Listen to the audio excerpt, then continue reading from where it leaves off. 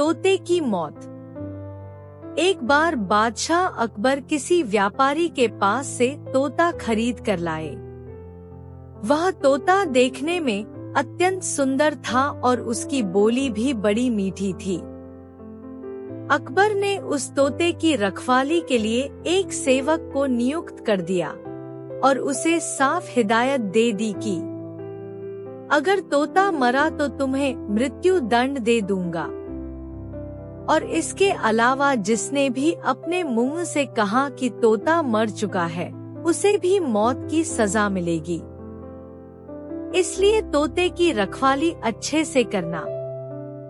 सेवक तोते को लेकर चला गया और बड़े उत्साह से उसकी देखभाल करने लगा। उसे कहीं ना कहीं यह डर सता रहा था कि अगर कहीं बादशाह का तोता मरा तो उसकी जान पर बन आएगी। और फिर एक दिन ऐसा ही हुआ। तोता अचानक मर गया। अब सेवक के हाथ पांव फूलने लगे। उसे बादशाह अकबर की कही बात याद थी। वह तुरंत दौड़कर बीरबल के पास गया और पूरी बात बताई। बीरबल ने उस सेवक को पानी पिलाया और कहा, चिंता मत करो, मैं बादशाह से बात करूंगा। तुम बस इस समय उस तोते से दूर हो जाओ। थोड़ी देर बाद बीरबल अकेले बादशाह के पास गए और बोले कि मालिक, आपका जो तोता था। इतना बोलकर बीरबल ने बात अधूरी छोड़ दी। अकबर बादशाह तुरंत सिंहासन से खड़े हुए और बोले, क्या हुआ? तोता मर गया? बीरबल बोले, मैं सिर्फ इतना ही कहना चाहूंगा कि आपका तोता ना मुंह खोलता है, ना खाता है, ना पीता है, ना हिलता है, ना डुलता है, ना चलता है, ना फुदकता है। उसकी आंखें बंद है और वह अपने पिंजरे में लेटा पड़ा है। आप आइए और जरा उसे देखिए। अकबर और बीरबल फौरन तोते के पास गए।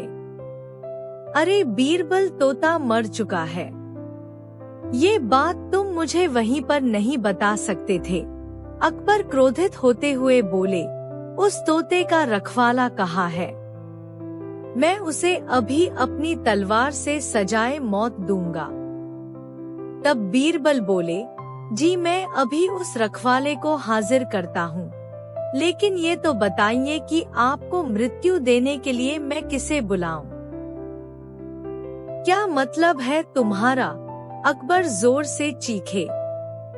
जी, आप ही ने तो कहा था कि जो कोई भी बोलेगा कि तोता मर चुका है उसे भी मौत की सजा दी जाएगी, और अभी कुछ देर पहले आप ही के मुख से ये बात निकली थी। अब अकबर को अपनी गलती का एहसास हो गया। बीरबल की इस चतुराई से अकबर हंस पड़े और वे दोनों हंसते हंसते दरबार लौट गए। अकबर ने तुरंत घोषणा कर दी कि सेवक पर कोई कार्यवाही नहीं की जाएगी। तोता अपनी मौत मरा है, उसमें किसी का कोई दोष नहीं है।